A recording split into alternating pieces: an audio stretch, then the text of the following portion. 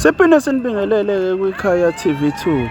Isiqalile-ke imashi yaku-111 esungaka-Yusave esitolo. Ihambe njalo iye ngaseBora Bora. Iyo-ke le njengoba uyibona nje ubuka lapha esikrinini sakho. Iyo-ke imashi le. Iyo-ke imashi le ekuthi bathi bayobonga abantu ngendlela abavote ngayo noma benganeme ngokugcwele ngokwemiphumela ephumile, kodwa-ke bayathi-ke basayobonga kubantu ababavotele, ingakho kubabona begcwele izitaladi nje behamba. Wena-ke okwakho ukucofa ibhathini nje ukuze usubscribe, ukuze uyithole zonke ishisa. Awubukeke lamavidiyo alandelayo.